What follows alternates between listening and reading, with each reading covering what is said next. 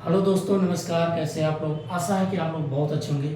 चलिए दोस्तों, आज हम बात करते हैं यूजीसी नेट पेपर सेकंड, जो कि ऑप्शनल सब्जेक्ट कॉमर्स के बारे में बात करते हैं। तो कॉमर्स में दोस्तों टोटल 10 यूनिट है। आज हम जो पहला यूनिट शुरुआत करें, business environment and international business के बारे में बात करेंगे। पहले समझते हैं बिजनेस इन्वायरमेंट क्या है और इंटरनेशनल बिजनेस क्या है। देखिए, इसमें सिर्फ आपको बारीकी चीज़ को समझने की ज़रूरत है, बाकी इसमें थोड़ा बहुत फैक्चुअल होता है, याद करना होता है। ठीक है, तो बिजनेस इन्वायरमेंट के बारे में पहले बात करते हैं कि business environment and international business, इन दोनों में डिफरेंस क्या है। बिजनेस इन्वायरमेंट मीन्स क्या होता है, जो आप व्यवसाय करते हैं उसके बारे में एक एक चीज़ की बारीकी चीज़ को पढ़ना। अगर आप बिजनेस करेंगे तो कोई ना कोई, या तो आप प्रोडक्शन करेंगे, किसी भी चीज़ के उत्पादन करेंगे। ये जब उत्पादन करेंगे तो क्या करेंगे, उसको आप सेलिंग करेंगे। तो इसमें दो कॉन्सेप्ट समझना होता है आपको। कम से कम इकोनॉमिक्स पूरा सेक्टर को समझना होता है। डिमांड क्या होता है, सप्लाई क्या होता है, डिमांड कब होता है और सप्लाई कब करना चाहिए। पता चला बहुत से लोग होते हैं कि सप्लाई तभी करते हैं जब डिमांड होता है। कुछ लोग ये देखते हैं, मार्केट का पूरा रिव्यू करते हैं, मार्केट के बारे में जानकारी इकट्ठा करते हैं कि मार्केट में किस चीज़ की आवश्यकता है। जिस चीज़ की आवश्यकता होती है उसी चीज़ को क्या करते हैं, प्रोडक्शन करते हैं। और जब प्रोडक्शन करते हैं तो उसको क्या करते हैं, वो सप्लाई करते हैं। तो यही बेसिक चीज़ें आपको समझना, डिमांड क्या है, सप्लाई क्या है, मार्जिन यूटिलिटी क्या है। तो हर एक चीज़ के जो छोटे छोटे फैक्टर है, जब तक आपको समझ में आएगा तब तक आपको व्यवसाय के बारे में समझना बड़ा मुश्किल हो जाता है। तो व्यवसाय की यही बात करते, पहले यहाँ है द बेसिक, जो हम बात करें the basic of business environment. Basic जो इसके इन्वायरमेंट का बेसिक जो टर्म है, आधारभूत है। तो पहले इसमें है टाइप्स ऑफ बिजनेस इन्वायरमेंट। देखिए, टाइप्स ऑफ बिजनेस इन्वायरमेंट के मैंने कुछ 4 पॉइंट इसमें लिखा है। पहला है इंटरनल इन्वायरमेंट, दूसरा है एक्सटर्नल इन्वायरमेंट, फिर तीसरा है माइक्रो इन्वायरमेंट, चौथा है माइक्रो इन्वायरमेंट। माइक्रो MI होता है और माइक्रो इसमें MA होता है, बस इतना। एक्चुअली फर्क क्या होता है, ये जो 4 इसमें स्टेप दिया हुआ दोस्तों, तो इंटरनल इन्वायरमेंट मीन्स होता है जो भी आप व्यवसाय करते अपने मतलब व्यवसाय की, मान लीजिए जब तक आप, जैसे हिंदुस्तान के अंदर आप व्यापार कर रहे हैं, तो भारत के अंदर अगर आप व्यापार कर रहे हैं, मैं मैप बना देता हूँ दोस्तों। तो इससे क्या है, मान लीजिए भारत के अंदर आप व्यापार कर रहे हैं, ठीक है। तो भारत के अंदर जो आप व्यापार करेंगे, ठीक है, ये समझने के लिए, तो जब तक आप भारत के अंदर आपका व्यापार है, कहीं भी आप पूरे भारत चारों तरफ व्यापार फैला रहे हैं, आपको भारत के अंदर पहले हर एक चीज़ की बारीकी को समझना है। यहाँ क्या समझना है कि आपको यहाँ पर देखना पहले चीज़ का डिमांड किस चीज़ का है, यहाँ गवर्नमेंट की पॉलिसी कैसी है ना। क्योंकि आप व्यवसाय के अंदर जब व्यापार आप करेंगे तो पहले चीज़ पॉलिसी देखेंगे, डिमांड देखेंगे, और उस हिसाब से आप प्रोडक्शन करेंगे और उस हिसाब से उसकी सप्लाई करेंगे। तो आपको पहले क्या करें, इंटरनल, अपने देश के अंदर अगर आप व्यापार कर रहे हैं, या एक डिस्ट्रिक्ट के अंदर कर रहे हैं, या कि स्टेट के अंदर कर रहे हैं, तो उसको बोलते हैं आंतरिक इन्वायरमेंट। अपने आसपास, अपने देश के अंदर, या अपने जिला के अंदर, या अपने राज्य के अंदर। तो उसमें हर एक चीज़, कानून व्यवस्था को समझना है, वहाँ के सोशलिज्म सेक्टर को समझना, समाज में कैसे लोग बिलोंग करते हैं, क्या मिडिल लेवल के लोग हैं, या लोअर लेवल के हैं, या हाई क्लास के लोग हैं। क्योंकि जैसे आप व्यापार करेंगे, मान लीजिए आपने कोई प्रोडक्शन कर लिया, अब प्रोडक्शन आपने बड़ी महंगी महंगी चीज़ें बना दी है, अब पता चला वहाँ पर लोअर फैमिली के लोग हैं, अब उनकी पता चला कि वो उतना एफर्ट नहीं कर सकते कि कोई भी चीज़ है। मान लीजिए आप एक व्यापार किया, खाने पीने की चीज़ की एक बात करते हैं कि अगर मान लीजिए गांव के लोग हैं या शहर के लोग हैं, छोटे कस्बे की बात है, वहाँ के लोग पर डे अगर वो 50 रुपया खर्च कर सकते हैं, तो उनके हिसाब से अगर आप प्रोडक्ट बनाते हैं खाने पीने चीज़ें, तो समझिए तो ठीक है। अब पता चला आप 50 के बजाय 200 रुपये का प्रोडक्ट बना रहे, क्या वो आपको प्रोडक्ट वहाँ बिकेगा? नहीं बिकेगा।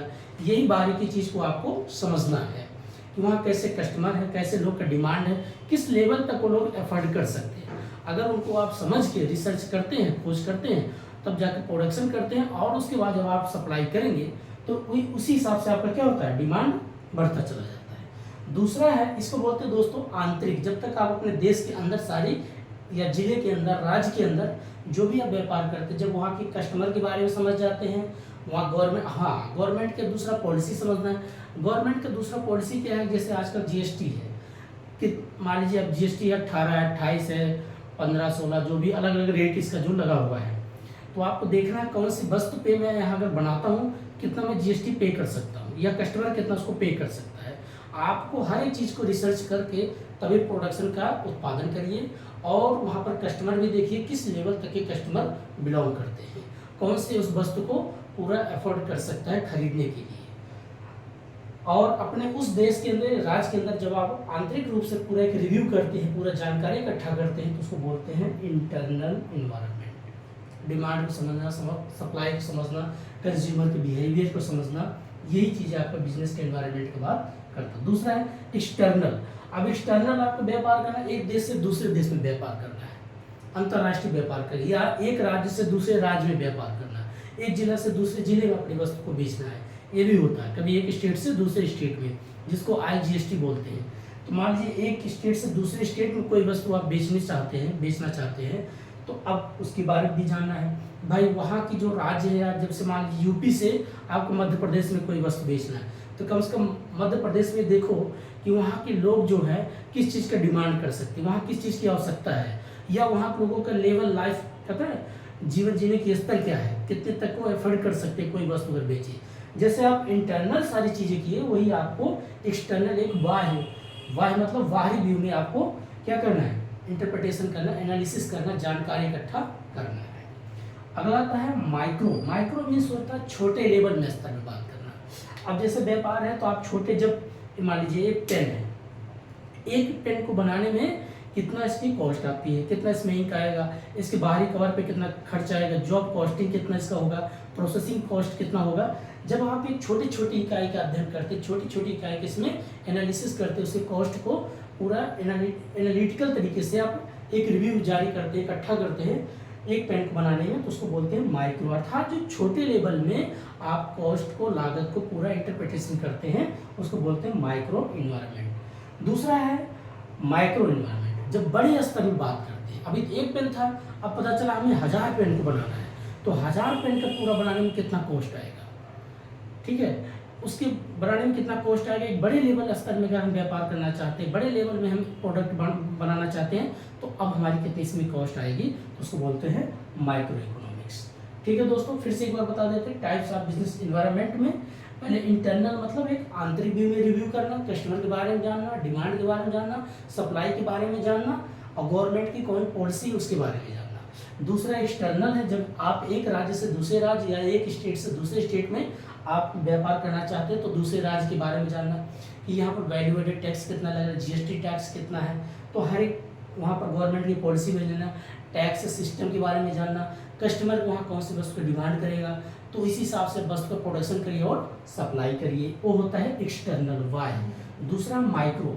तीसरा दोस्तों माइक्रो मीन्स होता है जो एक यूनिट, छोटे इकाई में एक यूनिट का हम प्रोडक्ट बनाने में कितना हमारी कॉस्ट आती है, लागत आती है। जब हम छोटी इकाई के अध्ययन में, छोटी इकाई बनाने में जितना हमारी कॉस्ट आती है, उसको बोलते हैं माइक्रो।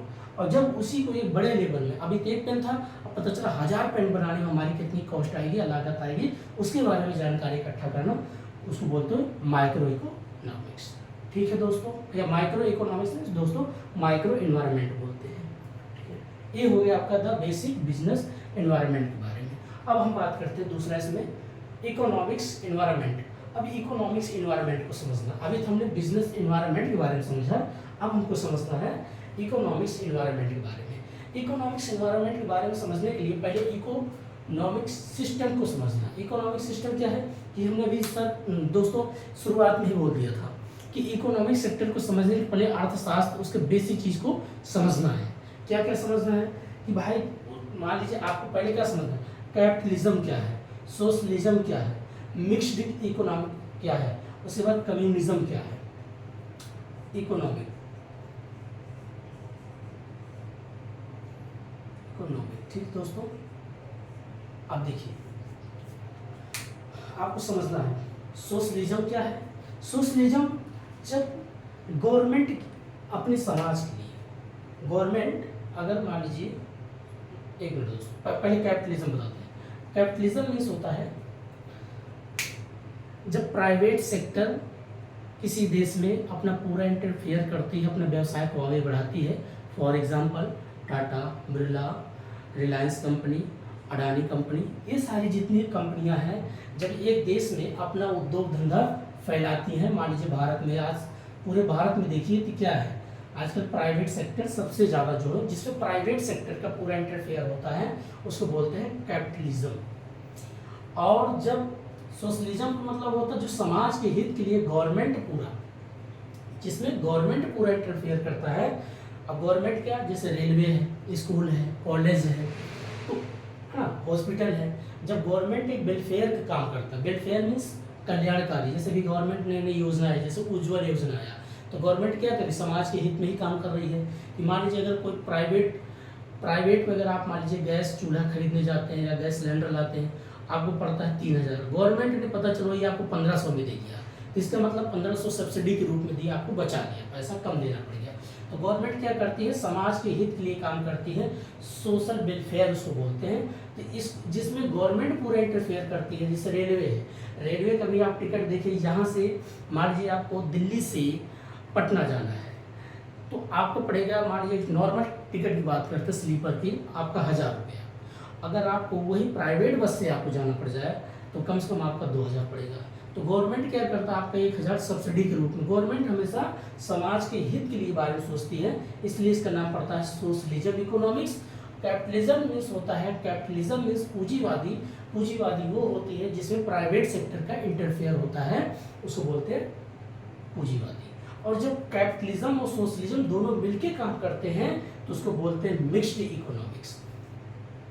अब कैसे मिक्स्ड कैसे हो गया, क्योंकि प्राइवेट सेक्टर और गवर्नमेंट सेक्टर दोनों मिलकर के, गवर्नमेंट ने जैसे बोल दिया कि ठीक है हम कुछ रेलवे का हमारा जो लाइन है मैं आपको देना चाहता हूँ, कुछ रोड बनाना है मैं आपको दे देता हूँ।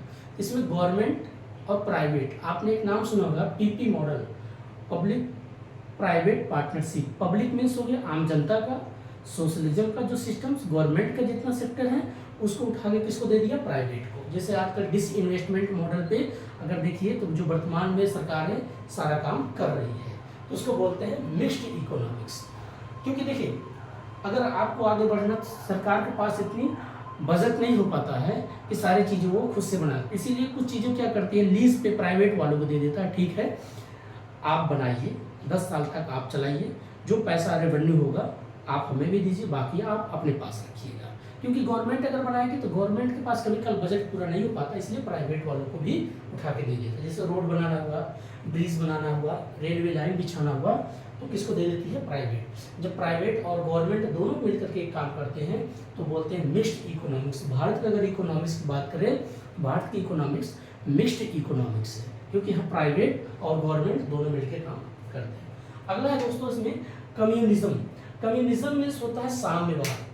इसमें अगर देखा जाए कि यहाँ पर सिर्फ एक ही व्यक्ति का अधिकार होता है, जैसे फॉर एग्जांपल चाइना में कम्युनिज्म मीन्स क्या है कि यहाँ पर कोई व्यक्ति अमीर गरीब नहीं है, अगर सबके बराबर का राइट दे दिया गया। जैसे मान लीजिए पूरे भारत में एक एग्जांपल लेते हैं कि अगर मान लीजिए यहाँ पर कोई ए नाम का व्यक्ति है, बी नाम का, सी डी सब अलग अलग व्यक्ति हैं, तो सरकार ने एक ही सरकार होगा, यहाँ पर ओनली एक सरकार, एक ही सरकार होगा, उसी के हाथ में सारा पावर होगा, वो अपने हिसाब से चलाएगा, जनता की बात नहीं सुनेगा। उसको लगा कि मुझे देश में सबके घर बिजली देना है, तो हर एक के घर में भी बिजली, बी के घर में, सी के घर में, डी के घर में, सभी के घर में बराबर। ऐसा नहीं है कि ए के घर में 4 घंटे बिजली रहेगा, बी के घर में 5 घंटे रहेगा, तो सबके घर में बराबर की बिजली दिया जाएगा। इसको बोलते हैं कम्युनिज्म।